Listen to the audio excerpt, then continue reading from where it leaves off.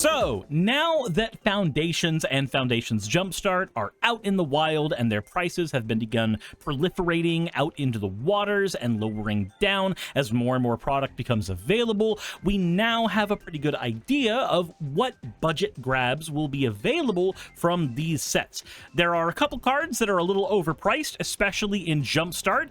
Basically, I've learned that none of you can be trusted with the idea of anime waifus, not even in the slightest. But for every other normal person in the audience, of which there are none because you're watching this channel, what do you think you're doing? I did want to go ahead and go over the top budget grabs from both sets. Now, a couple of caveats here. When I say a budget grab, I mean something that is $1 or less, and that comes with an additional caveat.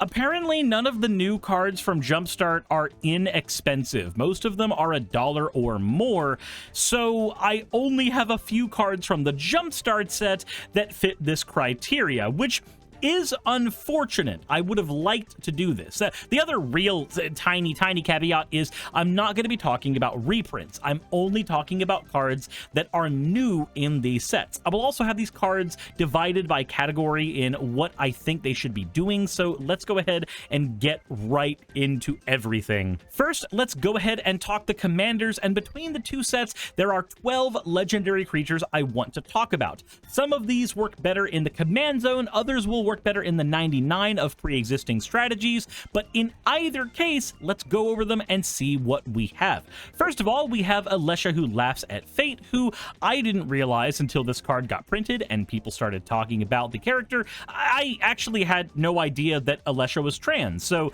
this is actually one of the first representations in media of an older trans woman in a big popular piece of media. Oftentimes, they are usually portrayed as younger, mostly because, well, unfortunately, a lot of trans people don't get to be old in America. There's statistics for that. You can look up that. It's a very sad thing. So there is a precedent for me liking this card already because the trans community needs more representation. This is a good one, but also Alesha's just a great Rakdos commander in her own right. Having first strike and saying whenever she attacks, putting a 1/1 counter on her, so she's always getting bigger and bigger, and at the end of your turn, if she attacked, you get to reanimate something from your graveyard based on Alesha's power. This makes her a very chainer-like commander in that she's a Rakdos reanimator commander with a small twist. Chainer may still be a bit stronger, but having a reanimation commander that is attached to a swing is perfectly fine. Next, we have Sinet the Jelly Drover, and this is one of the characters who I think might actually be a little better in the 99 of a deck with a lot of flyers, but whenever she enters or dies, you make a 1/1 blue jellyfish with flying. This means she also will work very well in the 99 of a blink strategy, or even in the front end of a blink strategy, where blink, flying, and tokens are the main goals. Elenda Saint of Dusk is one I've already made a video on, and I think she is a fantastic Voltron-ish commander in her own right.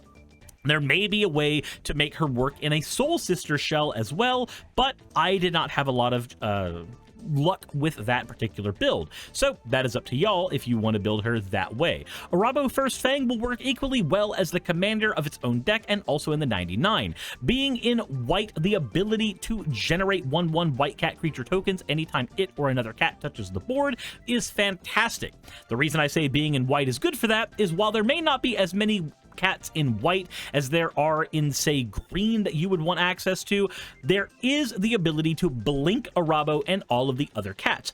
Cards like Semester's End and Eerie Interlude are in white, and they will allow you to throw cats all the way up and all the way back down, generating a 1/1 token each and every time. Combine this with a small Soul Sisters package, and you'll have a giant life gain deck that also summons way more cats than your opponents can deal with.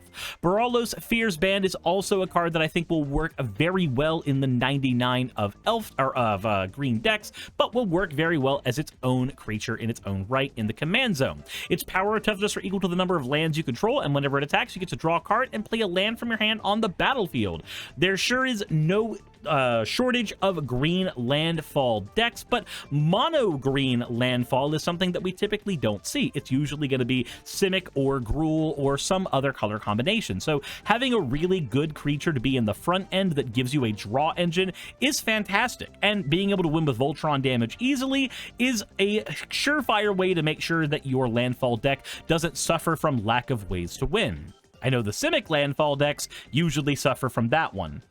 Then we have Cleon Merry Champion. With a double strike ability, you can use this in Zadahedron Grinder style decks, but as the front end of her own deck, Voltron style, she already has double strike, and using cards that you would use in, say, a feather deck to constantly give her more and more abilities, more and more bits of fleeting power, getting impulse draw from it, seems like an interesting strategy in its own right. You could also run a red auras build with her, which would be a very, very different form of Voltron than people usually run. So, hey, maybe give her a try that way. Then we have Kellen Planar Trailblazer.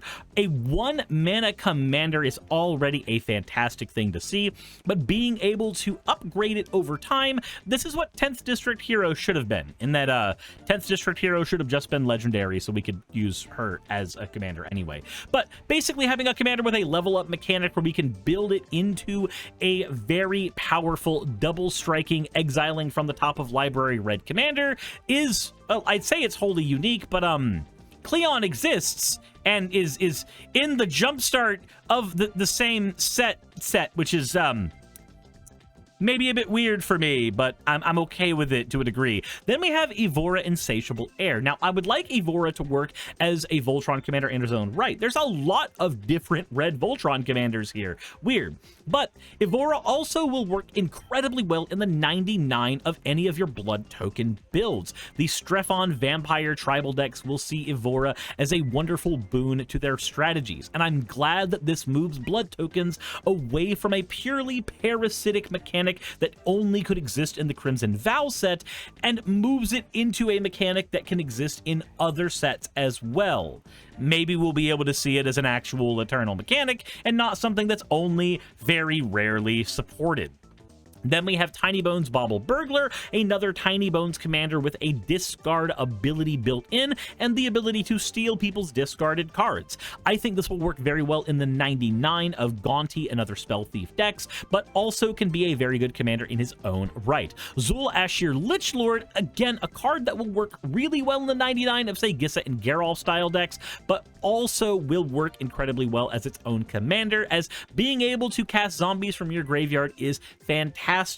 The only problem with this is that you will not be reanimating big zombies with this, because casting the cards from the graveyard means you'll always have to use their casting costs. So Zul Ashur will probably work best not in the command zone, but in the 99, though there certainly are some good commander decks you could put together with Zul Ashir. Maybe we'll build some on the channel and see how it ends up working out. Ozok's Clattering King is another one that I think will work best in the 99, though. When Ozox dies, you make Jumble Bones, and when Jumble Bones dies, then you get to put Ozox back from your graveyard to your hand. I think the best home for this is going to be in Aristocrat decks that really like creatures that create their own fuel when they die, as being able to play Ozox, crack Ozox, make Jumble Bones, crack Jumble Bones, then play Ozox, crack Ozox is a very good line for budget Aristocrat decks. And finally, we have Kaikar Zephyr Awakener. Not the first Kaikar card, but the first of this kind. When we cast a non-creature spell, we can either make a 1/1 white spirit, like old America Kaikar could do, or you can exile a creature you control and put it back on the battlefield under its owner's control. This means we can get a Kai card that is a fantastic Blink commander. Maybe even run it with cards like a Rabo First Fang in the deck, or a Cynet Jelly Drover in the deck, so that you have tons of ways to make tokens. And if you don't have one of those token generators on the board, then Kaikar can make his own tokens that also have flying. In fact, actually, Cynet would just work really well in the 99 of Kaikar anyway, as she not only makes tokens, likes blinking, but also has the ability to give all of her flying tokens, and even Kaikar's flying tokens, an extra boost of power and toughness. And, well, that does it for all of the commanders that we have across the two sets that are under $1 that are worth looking at But we are not done, as there are plenty of new cards for multiple strategies that we need to get into. So for Aristocrat decks, let's get into a couple of cards for them. Wriggling Grub, like I said, any card that will replace itself when it dies is great, and cards that replace themselves with multiple tokens are fantastic. Wriggling Grub being able to get you 2 1/1 black and green worms is great, and I'm fairly certain this is just a precursor to Worm Coil Engine. Then we have Wardens of the Cycle. Golgari Aristocrat decks always want more draw power, and this is more draw power for those decks. Also life gain in case you happen to care about those triggers specifically. Then Vengeful Blood Witch. Aristocrat decks adore having multiple copies of Blood Artist and Zulaport Cutthroat, and even though Vengeful Blood Witch is the weaker of those three, having more and more of these effects stacked on top of one another is never a bad thing. Then we have High Society Hunter. This is basically a reanimation target that wants to see lots of non-token creatures die, which Aristocrat decks really, really enjoy. Also, being able to bludgeon your opponents with this card, since anytime it attacks, you can sack a creature on its own and give a 1/1 counter to the High Society Hunter, means you have a combat side effect to your Aristocrat strategy. So High Society Hunter is great, as it gives you a sack outlet and a draw engine and a win condition all in one card. Finally, we have Fiendish Panda, which whenever you gain life will gain a 1/1 counter on it like so many other cards. This card, however, happens to have the ability to summon anything from your graveyard after it dies, as long as it has mana value less than the power that the Fiendish Panda had when it left the battlefield. This means you can have a win condition on the board, the Fiendish Panda is getting bigger and bigger, 10-10, 11-11, 12-12, and finally your opponent kills it, only to reanimate something like, say, the High Society Hunter onto the board, meaning they've not really removed the problem, they've just changed the way the problem's worded. But that does it for the Aristocrat cards. There are a few cards that I think will benefit blink strategies as well, though. Prideful Parent makes a 1/1 token whenever you blink it, Helpful Hunter is another way to draw cards whenever you blink it, and the Elvish Regrower adds any permanent card from your graveyard to your hand. If you're playing a Bant blink strategy, this is a great card to run alongside your Timeless Witness and your Evolution Witness, because it can get back Conjurer's Closet and Thassa herself for and Teleportation Circle, all for more blinking. Copies decks will really like to use Electro Duplicate, as it makes a hasted token copy of a thing immediately, and then the thing dies, but it will also have the ability to flash itself back from the graveyard and make another creature token copy. There's plenty of ways to abuse an effect like this, so just have fun with this one. We've now got 5 cards to talk about that happen to do any kind of draw effect, and each of these is fantastic. Arcane Epiphany is a 5-mana draw spell that draws 3 cards, but it costs 1 less if you have a wizard. That means that it will effectively be a blue Harmonize, but at instant speed, meaning you can hold this up in your hand while looking at a counter spell, and then just drop this on the board if your opponent doesn't do anything that you need to counter. Then we have Curator of Destinies that has Fact or Fiction built in, and I think will make a fantastic reanimation target. And if you happen to be playing a blink deck, the Curator of Destinies is fantastic for those kind of decks. Any kind of reanimation deck that cheats it out, any kind of Omniscience deck that can cheat it out, any deck that can reuse it after you play it to make use of its extra mana cost over Fact or Fiction, all those decks will love having this card. Dreadwing Scavenger is another all-star that has a looting effect while also being a 2/2, sometimes a 3/3 with Death Touch. 3 mana for a 3/3 with Death Touch and looting is insane in the decks that care about it. Gaunty Acquisitioner decks, any kind of mid-range decks like Felix, those decks will really like having this card.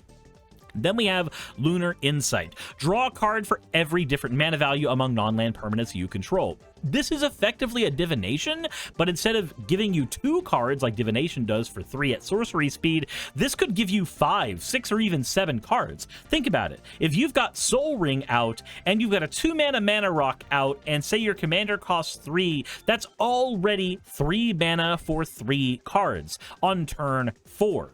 And that's not counting any other cards you might have on the board that are changing this effect, like cards that have a mana value of 0 that you may have dropped down. Any of these cards benefit this immensely. Then we have Woodland Liege, a 3-mana creature that says whenever a beast you control enters the battlefield, draw a card. Any kind of beast deck, any big stompy deck that happens to have 20 or more beasts, any of these, Maskwood Nexus styled deck, Changeling decks, all of those benefit from cards like Woodland Liege. This next card that I'm going to talk about, though, really, you've got to be in a certain frame of mind to understand why I'm including it. You have to like big stompy creatures, and you have to like them to be so big and so stompy that they really don't even merit considering in most decks. But for 6 mana, it's very hard to argue that Quakestrider Ceratops can go in some massive big stompy decks. Who doesn't want, quite literally, this generation's Crawworm in their green stompy deck? And that's actually part of the design process that led to this card being made, was making Crawworm for the modern generation of Magic the Gathering players. So if you happen to be a player who grew up with those kind of cards, then Quakestrider Ceratops should tickle a very particular kind of your fancy. Next, let's talk about go wide strategies, and one of the most powerful cards to come out of this set for go wide strategies is Revenge of the Rats. For 4 mana, you can make a 1/1 black rat creature tokens for every creature in your graveyard. Let's say you're playing a Myco Tyrant deck that can get lots of creatures in the graveyard with the dredge mechanic really fast. That's already good enough. But those decks have a side effect, and that is losing some of their important spells whenever they spend mana on a mill card, and then wondering how they're going to dig that spell out of their graveyard if they happen to, say, mill their Eternal Witness as well. Well, Revenge of Rats has you covered, as it's got flashback on top of the other abilities it has. So if you've milled 5, 6, 7 creatures at any point, paying 4 mana from your graveyard means you'll automatically have a full board state. And if you're playing an Aristocrats deck, then those 1/1 tokens can be abused to hell and back in order to win the game against your opponents. Speaking of winning the games, Preposterous Proportions is going to be an all-star in decks that like winning with giant Timmy swing damage. Imagine playing an elf deck with like Lathril, and you've got 10 elf tokens, and your opponents go, oh, you're gonna Crater Hoof us to win, and you go, no. I'm using the power of squirrels in order to harm all of you greatly.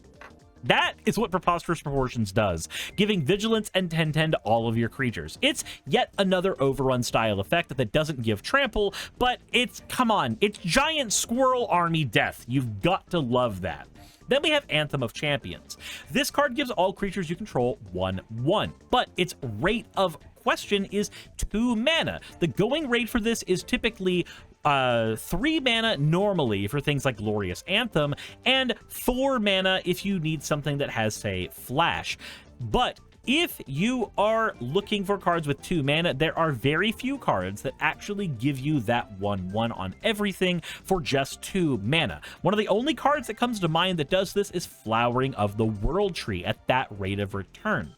My only gripe with this card is that it is in Selesnya colors, and a card like this really begs to be in an Alayla deck. Then we have Elfswarm Giant. Another landfall token generator is always good to see, but this one specifically makes elf tokens. There is a deck you can build using Elfsworn Giant and elves like, say, Wood Elves and Farhaven Elf, and the new anime one that was like $16 and dropped down to $1.06 that I would love to talk about, but it's above $1, so can't really do that. But all of those elves bring a land from your deck to the battlefield, and there's plenty of ways to abuse that ability. Elfswarm Giant is perfectly at home in decks like that. Then we have Inspiring Paladin. During your turn, this creature gets first strike. But that's not the important part. The important part is that it will give all of your creatures that have a 1/1 counter on them First Strike as well. This is a great alternate win con for decks like Shalai and Halar. Being able to give all, or not really a win con, but an alternate strategy for decks like Shalai and Halar that already want to put a lot of tokens on the board and give them a ton of 1/1 counters. Then, making sure you have things like Inspiring Paladin, you can make sure your creatures are that much safer from your opponent's blocking shenanigans. First Strike is a fantastic way to guarantee that you are always the one who comes ahead in any of your games. Now, or any of your combat steps. Now, we have a couple of sections that only really have one card each, so we'll go over those really quickly. For Reanimation, Raise the Past, getting all creatures from your graveyard with mana value 2 or less onto the battlefield. Play this and immediately win the game in Orzhov Aristocrat strategies. Soulstone Sanctuary turns into a changeling with vigilance effectively when you pay 4 mana into it, and it's not even a tapped land, so there's very little reason not to try running it in decks that care about those creature types. Now, Soulstone of Sanctuary does have one quirk over those decks, though, over other lands of its type, and that is that it never turns back into a land. It just becomes a land creature forever. This is fantastic in, say, mutate decks that want creatures with every layer of protection they possibly can have. So, any card like Stroke of Midnight that were to get rid of a non-land permanent cannot kill a creature that is a land. So Soulstone Sanctuary and cards like Dryad Arbor give you more ways to dodge those kinds of effects. And cards like Ondu Inversion that destroy all non-land permanents can't hit cards like Soulstone Sanctuary. Then, Reanimation players, Arbiter of Woe is a fantastic include for a lot of your decks. Toss this into your graveyard and then reanimate it at any point. Every opponent loses 2 life and discards a card, and then you draw a card and gain 2 life. Now, I think the best home for a card like Arbiter of Woe is an a Esper Reanimator deck with a Flash sub-theme. So, think a deck that has Teleportation Circle and Thassa herself, or maybe even just Thassa because she could be reanimated, and now you get Arbiter of Woe on the board. After Arbiter of Woe touches the board, you draw a card, everybody loses a card. Then you blink the Arbiter of Woe, or even copy its effect with a Panharmonicon or a Strionic Resonator. Doing this will cause your opponents to rapidly lose important pieces in their hand. Discarding 1 card isn't much in Commander, but discarding 3 or 4 cards can really quickly add up. And since it's burning your opponents every time, you're also accelerating the game state towards its conclusion as you do so, meaning you don't run into the general problem that discard decks tend to run into, where they slow everything down and then don't win the game, so we're all just stuck playing with nothing. That's infuriating, and Arbiter of Woe gets around all of that. If you want more removal and interaction, though, Refute is a fantastic include for most decks right now. At 3 mana, it's hard to justify holding up that mana for a counterspell all the time, but 3 mana countering a spell and looting, that is a great rate of return. If you're running a reanimation strategy, Refute is fantastic as it will allow you to put important reanimation pieces into your graveyard, and unlike the original strongest version of this cancel-like effect, Sinister Sabotage, this works off of cards in your hand. So it can get the card from the top of your deck into the grave just like Sabotage, but this can get rid of a card that's been clogging things up in your hand as well.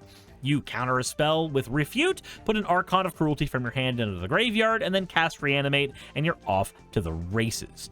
Now, that's it for the one-ofs. This next section is probably the section that got the most love between the 2 sets, and that is Spellslinger Decks. Now, maybe that's just because a Niv Mizzet was printed in Foundations, but 8 cards under $1 that are really good for Spellslinger decks is insane.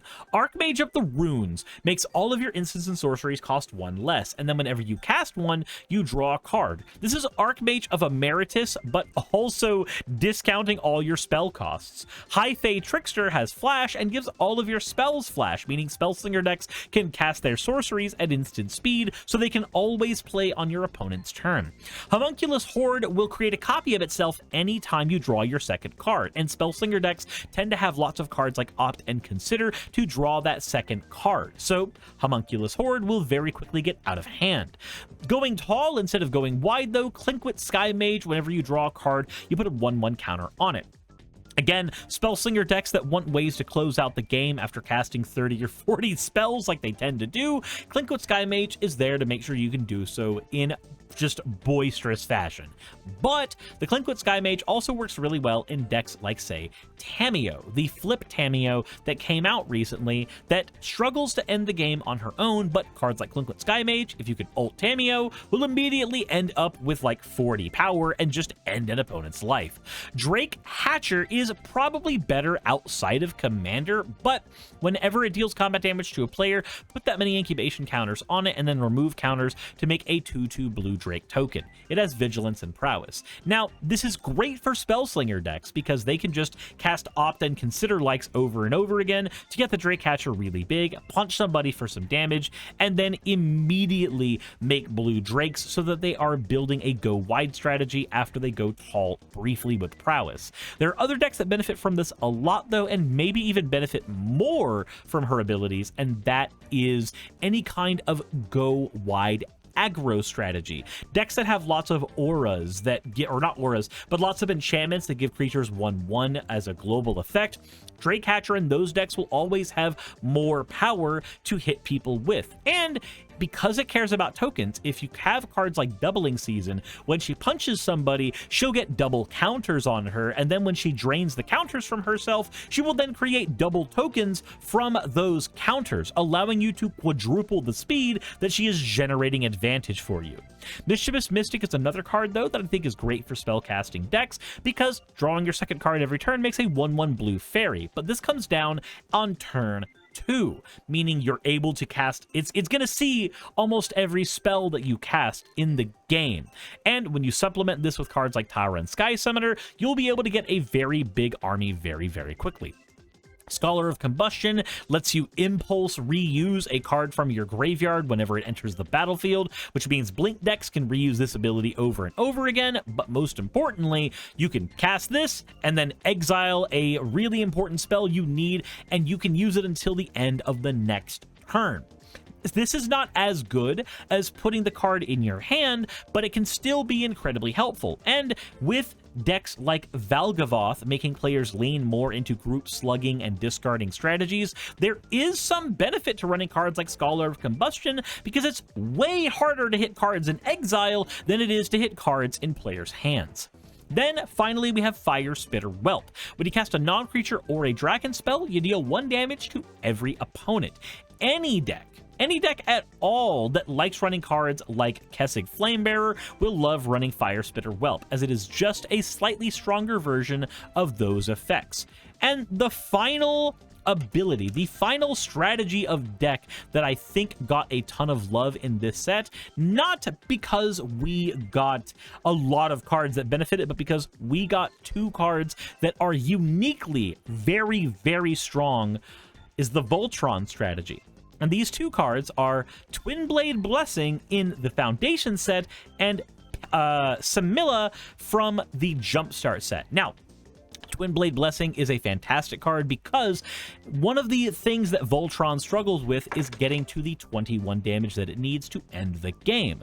But at flash speed, being able to give your commander double strike will basically spell doom for most people. Now, why is this important? We already had cards like Duelist Heritage, but cards like Duelist Heritage and Fire Shrieker can be seen from a mile away. The benefit to cards like Twin Blade Blessing is that your opponents cannot see them coming. So imagine playing a Galea deck where you attack your opponent and then you cast this card from the top of your library. An opponent that thought they were going to be hit for, say, 9, 10, or 11 damage is suddenly being hit for lethal or close to lethal as soon as this touches the board, and they had no way of knowing it was coming. You can even play mind games with cards like this by dumping everything from your hand out, but making sure you can cast a spell from the top of your deck and letting this be the spell that's there. You could even throw it there with a card like Brainstorm just to make sure that you have the gambit ready to play. I think Twin Blade Blessing is going to see a lot of play in people that recognize how good Flash Double Strike is in white. The reason, though, that I like Meltian Poet a lot is that not only does it create a 2/2 Nymph enchantment creature token anytime, or the first time you cast an enchantment, but at the beginning of each combat, if you have 5 or more enchantments out, it'll get 4/4 and lifelink until end of turn. This means for 3 mana, you can have a 5/5 lifelinker that is very hard to kill with cards like Fleshbag Marauder, which is classically a weakness of Voltron strategies. Similia Meltian Poet lets you dodge several Edict effects just built into the effect, and gets bigger just by playing your deck the way you should. And, most importantly, if you play it in the 99 of an Enchantress deck, there are Enchantress cards that care not about casting enchantments, but when enchantments enter the battlefield with the Constellation effect. And because the white nymphs that come out of the Poet are enchantment creature tokens, this will trigger those abilities as well.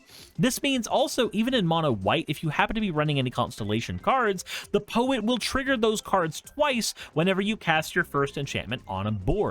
And if you happen to be playing a lot of enchantments with, say, Flash, you can get that first enchantment per turn on several people's turns, letting you abuse this effect to hell and back, generating a giant board to protect yourself from edict effects and wayward attackers. Finally, there are a couple of honorable mentions, cards that I could not fit in because they just costed too much money.